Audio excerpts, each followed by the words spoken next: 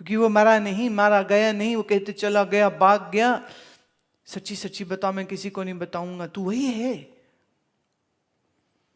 राजा ने उसका हाथ जोर से भींचा और कहे चुप रहे, अभी भी मेरे पीछे जासूस लगे हुए हैं, मैं पकड़ा जाऊंगा नहीं। तो अब वो जो भीड़ चली गई, वो अभी भी यही मानती कि ये तो भिखारी है। लेकिन ये सज्जन जिसको उसने हाथ दबा के पुष्टि कर दी कि भाई किसी को बताना मत, वो अंदर ही अंदर खुश हो रहा है कि मैंने तो जान लिया ये राजा।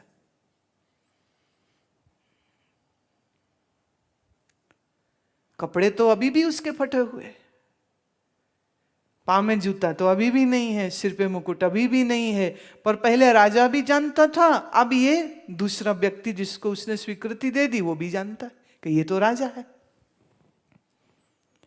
अब आप सोचोगे ये क्या कहानी क्यों कह रहे हैं? वो इसलिए कह रहे हैं तुम कितने बेहाल, फटे हाल, मन से दुखी, मन से भय में, हमारा क्या होगा गुरु। पर हम जानते हैं कि तुम ब्रह्म स्वरूप हो। भाई इसमें थोड़ा ट्विस्ट है। आपकी कहानी का ट्विस्ट ये है कि वो जो आप वो राजा है जिसकी थोड़ी बुद्धि भी फिर गई है, माने वो भूल ही गया है कि वो राजा है। इसीलिए बैठा करके वेदांत सार सुनाना पड़ रहा है और तुम्हें याद, तुम्हारा दिमाग का इलाज करना पड़ रहा है और तुम्हें याद कराया जा रहा है कि तुम ये शरीर नहीं हो, कि तुम ये मन नहीं हो, कि तुम तो आनंद स्वरूप हो। तुम कहते ला काहे के आनंद, हमसे पूछो हम कितने दुखी। शरीर हमारा रोगी, उठा जाता नहीं, घुटने दुखते हैं, कमर दुखती है, ये तकलीफ वो तकलीफ ये, और ये कहते आनंद स्वरूप। काहे का, एक औरत बोली, कहती खा का आनंद स्वरूप, काहे का आनंद स्वरूप। हम तो इतने दुखी, हम तो इस उम्मीद में आश्रम में आए थे कि गुरु माँ को भगवान की कृपा हमको खास दे देंगे तो हमारे दुख दूर हो जाएंगे। ये पता नहीं क्या बोले जा रहे हैं, तू ही आनंद स्वरूप है, तू ही आनंद स्वरूप है। पर मैं तो जानती हूं ये बात कि तुम ही आनंद स्वरूप, कि तुम आभास नहीं, कि तुम जीव नहीं, तुम तो नित्य शुद्ध बुद्ध प्रत्यक्ष चैतन्य अभिन्न ब्रह्म स्वरूप। पर आपका जो मनीराम है ना, वो बीच में कहता है क्या था, थोटिकल तो जान लिया है,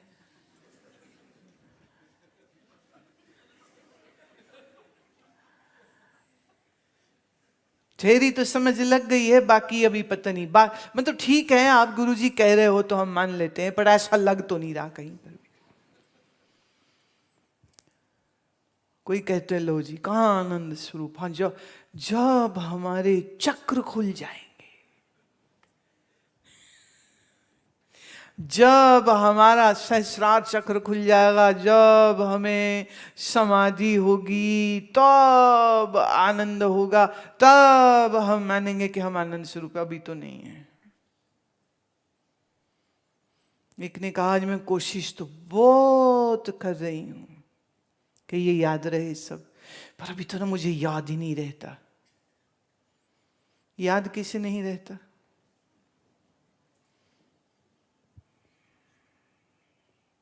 तो बुद्धि के याद रखने ना याद रखने से आप काहे परेशान हो रहे हो?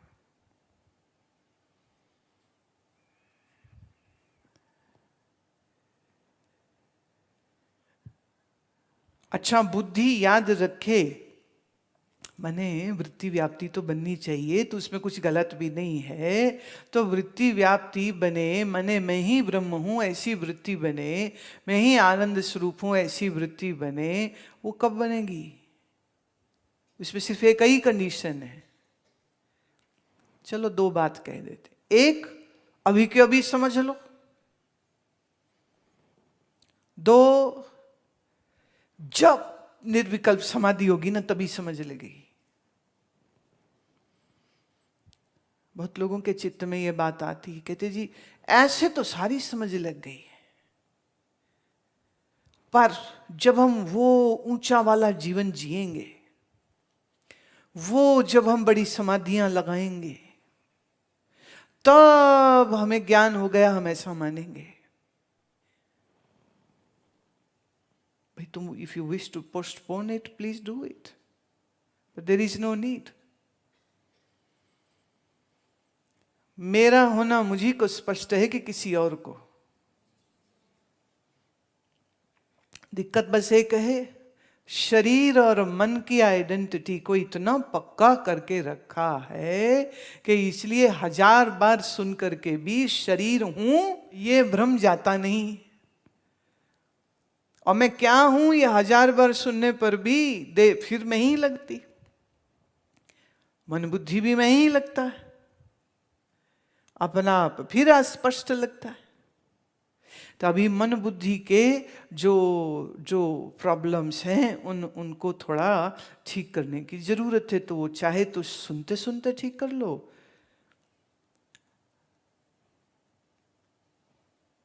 पर बात तो खुलेगी समझने से। अच्छा, गलत अभ्यास जन्मों जन्मों का, शरीर में, मन में, बुद्धि में, यही तो प्रैक्टिस है तुम लोगों की। अब हम एक नया विचित्र ज्ञान तुम्हें दे रहे हैं कि ये देह मन बुद्धि तुम हो ही नहीं, आभास तुम हो ही नहीं, अंतःकरण तुम हो ही नहीं, तुम तो कुटस्थ साक्षी आत्म चैतन्य हो। अच्छा, हमें तो पता ही नहीं था। तो अब पता लग गया ना कि नहीं लगा? तो आत्मज्ञान हुआ है या नहीं हुआ है?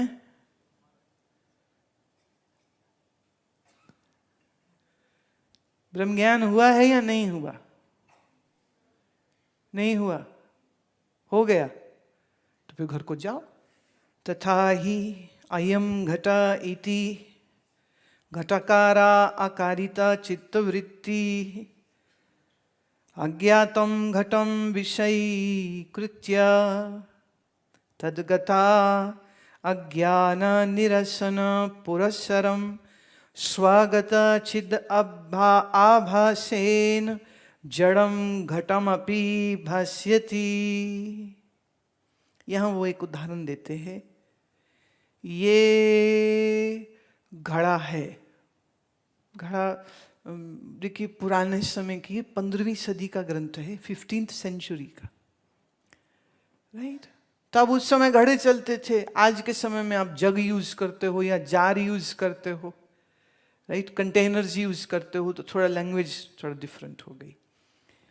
ये गिलास है, ऐसा कर लो। ये कैसे बनी? देखिए श्लोक बाद में आता, हम ना पहले बोल देते, फिर मेरे को रिपीट करनी पड़ती है जो श्लोक में बात आई। ये ग्लास कैसे जाना? जब मनोवृत्ति ग्लासा आकार हुई तो ग्लास क्या पता चला? तद्गता अज्ञान निरसन पुरस्सरम। ग्लास का जो अज्ञान था वो मन का वहां पहुंचने से दूर हुआ,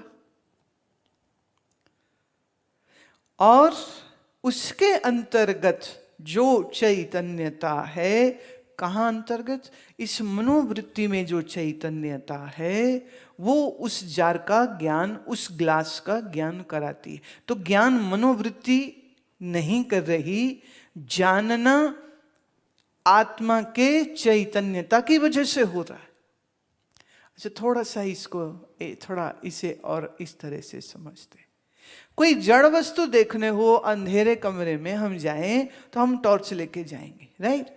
तो जहां जहां टॉर्च पड़ेगी वो चीज दिख जाएगी, राइट। और जहां टॉर्च नहीं पड़ेगी वो चीज नहीं दिखेगी। तो जहां जहां टॉर्च पड़ी, मैंने उस टॉर्च के घेरे में जो चीज आई, उस रोशनी से उसका ज्ञान हो गया। ये जो घेरा बना ये हुआ वृत्ति व्याप्ति। जो रोशनी पड़ी और पता चला क्या चीज है, ये हो गई फल व्याप्ति। तो बाहर संसार की सब वस्तुओं में दोनों चीजें चाहिए, वृत्ति व्याप्ति भी और फल व्याप्ति भी। ये मन बुद्धि के लिए भी है, ये शरीर के लिए भी है, पर अपने आप पर फल व्याप्ति तो चलेगी नहीं। ज्यादा से ज्यादा चलेगी तो आत्माकार वृत्ति बनी तो आत्मा का जानना हुआ। जानना ज्ञान, जैसे बाहर गिलास का हुआ। अब गिलास जड़ था, अच्छा उस जड़ का आधार चैतन्य है कि जड़ का आधार भी जड़ ही है? जड़ का आधार भी चेतन था। यहां मन जड़ है, उस मन का आधार भी चेतन ही है। चेतन चेतन की समानता हुई कि नहीं? तो चेतन ने चेतन को ही जाना।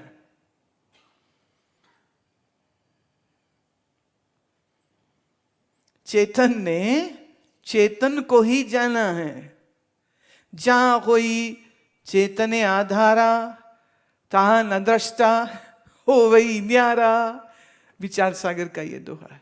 जहां आधार होवे चैतन्य, वहां किसी अलग दृष्टा की जरूरत नहीं है। मन का आधार चैतन्य, बाहर वस्तु का आधार चैतन्य। तो जो जानने वाला है वो ही जाना भी जा रहा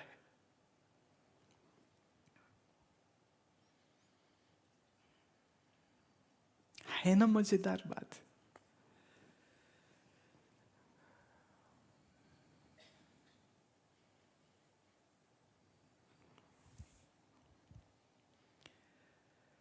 बुद्धि तत्स्थ चिद आभासौ द्वावपि व्याप्नुतो घटम तत्र अज्ञानम धिया नाश्येद आभासेन घटः स्फुरेत।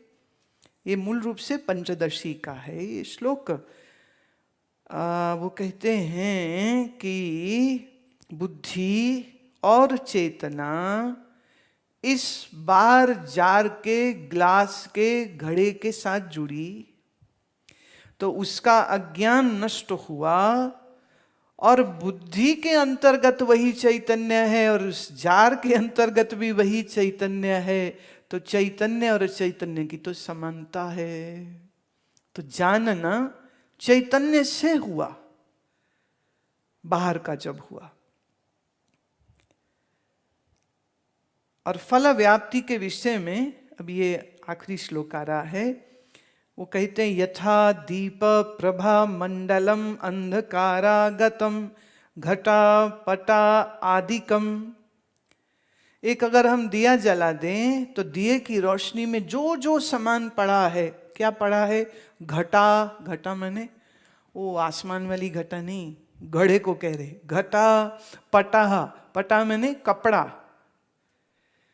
उस दीपक की रोशनी में कपड़ा हो वो भी दिख जाएगा, घड़ा हो वो भी दिख जाएगा, कोई संदूक हो वो भी दिख जाएगा, कोई आदमी औरत पड़े हो वो भी दिख जाएंगे। विषयी कृत्या तदगता अंधकारा निरसन पुरः सरम। तो वृत्ति व्याप्ति से उस वस्तु के आसपास ये जो अंधकार था वो गया, और स्वप्रभया तद अपि भास्यति इति। अब दिए की रोशनी में बाहर दूसरी वस्तु में तो दिखी, दिए की रोशनी में दिया भी तो दिखता है। तो दिया दूसरे को भी प्रकाश दे रहा है और दिया स्वयं भी प्रकाश रूप है। अच्छा, इसका एक पुराना उदाहरण एक मैं तुम्हें देती हूं, वेदांत में जो दिया जाता है। वो कहते हैं एक बहुत बड़ा मिट्टी का कुंडा था। कुंडा समझते हो भैया? जैसे तुम्हारा गमला है, गमले को थोड़ा बड़ा आकार कर दो तो वो कुंडा बन गया। कहते एक बहुत बड़े कुंडे पर उल्टा रखा था, उसके ऊपर भी कपड़ा पड़ा हुआ था, उसके नीचे एक चांदी की डिब्बी थी। राइट? उस चांदी की डिब्बी में एक चमाचम चमकता हुआ हीरा था। अब ये सब ढका हुआ है। तो हमने कपड़ा हटाया तो नीचे कुंडा था। फिर हमने डंडे से कुंडे को तोड़ा तो वो डब्बी थी चांदी की। राइट। पर जब हमने चांदी की डिब्बी खोली तो उसमें एकदम चमकता हुआ हीरा था। कहते अच्छा, अब इस चमकते हुए हीरे को देखने के लिए किसी दीपक की रोशनी की जरूरत है?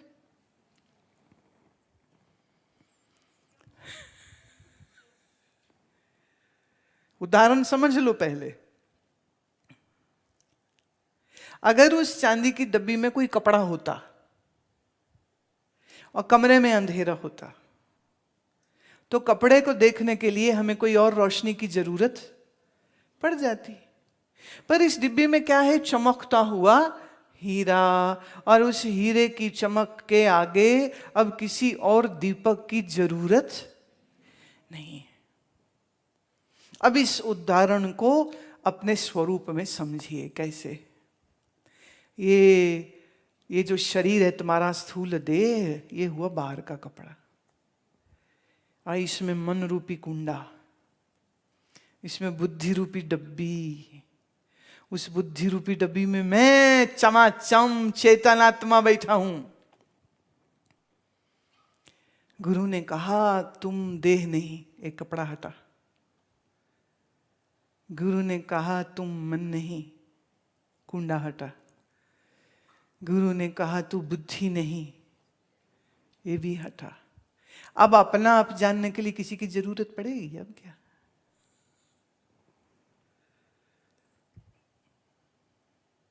सब कवर्ड था, सब ढका हुआ था, तो पता नहीं चल रहा था। पर हमने लेयर सारे खोले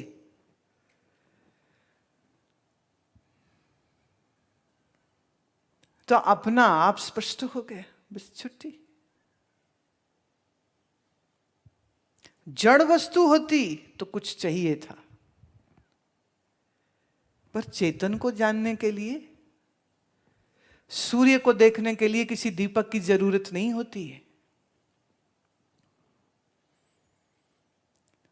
कोई दीपक लेके जाया, हम इसे सूरज को देखेंगे, अरे कैसे पता चलेगा? अब मन में रात छाई रहती है अज्ञान की, बुद्धि में छाई रहती है रात अज्ञान की। तुम मुझे ये बताओ, तुम्हारे स्वरूप में अज्ञान कब हुआ? जैसे सूर्य में कभी रात नहीं हो सकती है, ऐसे ही तुम्हारे निज स्वरूप में कभी अज्ञान नहीं हो सकता।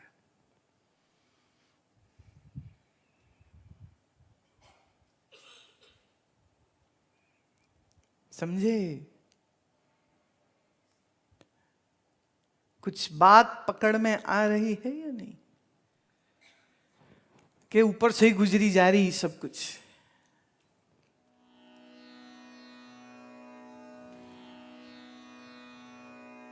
जब हम कहते हैं मैं शिव स्वरूप हूं, आज सुबह मैंने कहा शिव माने शंकर नहीं है।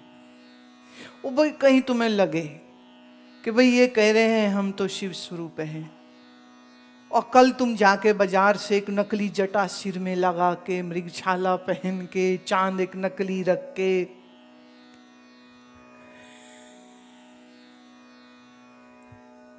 हम ये नहीं कह रहे। शिव मतलब आनंद। तो वो आप हो या नहीं हो? वो आप हो या नहीं हो? वाह वाह वाह वाह। ये मिथ्या देह इंद्रिय मन बुद्धि, इसको समझो। और मैं परमात्मा से अलग हूं, ये जानना द्वैत है। द्वैत माने टू, डुअलिटी। यहां दो तो है ही नहीं। चेतन तो, अंतःकरण माया के भेद हो सकते हैं, पर चेतन का कोई भेद। मैं चैतन्य आत्मा हूं, इसी को हम दूसरे शब्द में क्या कह सकते हैं? मैं ही शिव स्वरूप। मैं ही शिव स्वरूप।